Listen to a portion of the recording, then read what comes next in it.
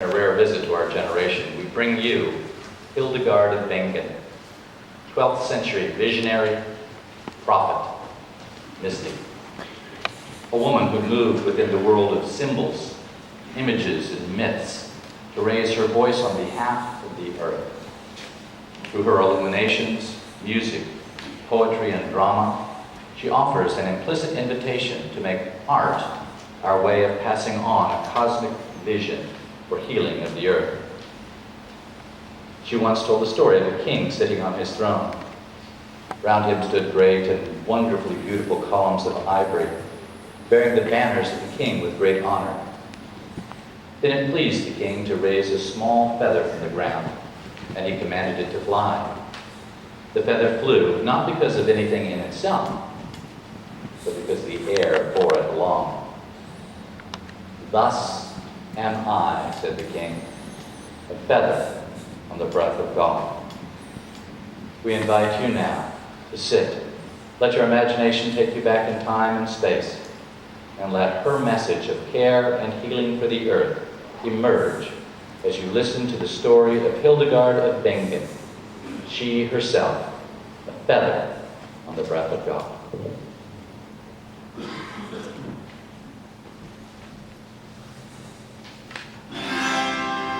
Like a feather floating free, like a feather floating free, lift me sacred light with your bright, lift me sacred light. Know me where you live, know me where you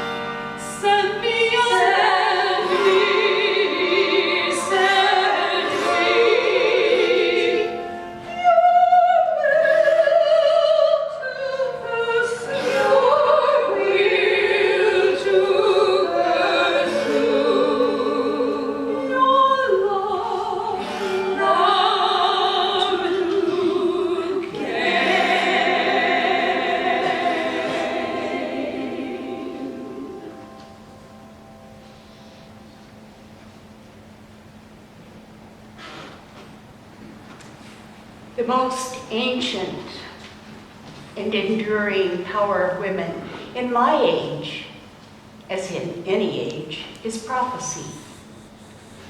But to be a prophet, a seer of visions, has been my curse as well as my gift. In fact, right now, my visions are showing me something I do not want to see. They are showing me the ill wind that is soon to descend upon our abbey.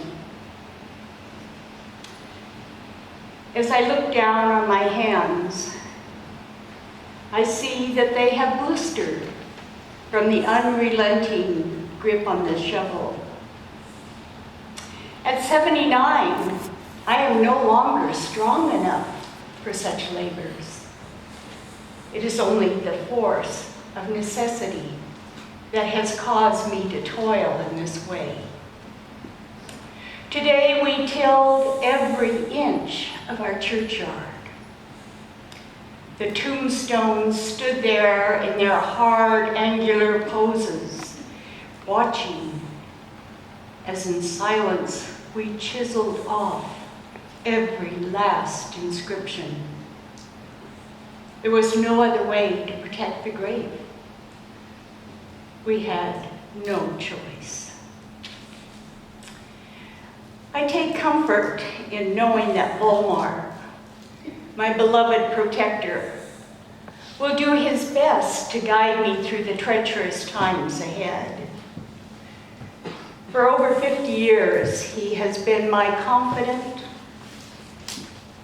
my scribe, and my intercessor when I found myself at odds with those who had authority over me. But back to the events of the day. Pleading for forgiveness from the dead whose graves we had desecrated, I made my way over to the grave of Maximus, the runaway monk whose plight had necessitated our actions. The boy had come to us for asylum after having been abused. We tenderly cared for him. But despite our best efforts, he died shortly after his arrival. Well, naturally, we gave him a Christian burial in our churchyard. But his body was still warm in the grave when we heard that the prelates, the very men who had ignored the cruelty heaped upon him, we heard that they had declared him an apostate. We knew that meant they would soon come to snatch him from his grave. The only option open to us was to make it impossible for any outsider to locate his grave. When we had finished, I raised my abbess's crook and uttered this desperate prayer. In the name of the living light, may this sacred resting place be forever protected. May it remain invisible to all those who would seek to desecrate it. I stood helplessly as Hildegard and the nuns in her care were placed under indictment for their actions. Though I tried, this time I was powerless to intercede. They would hear nothing of my petition on Hildegard's behalf.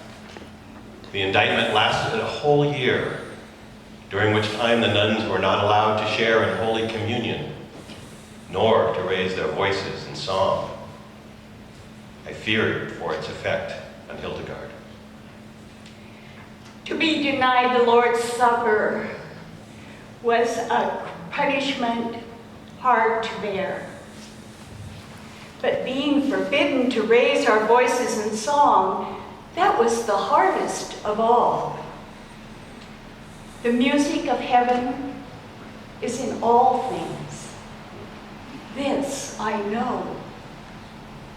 But alas, it is as if we have forgotten how to listen to it until we sing.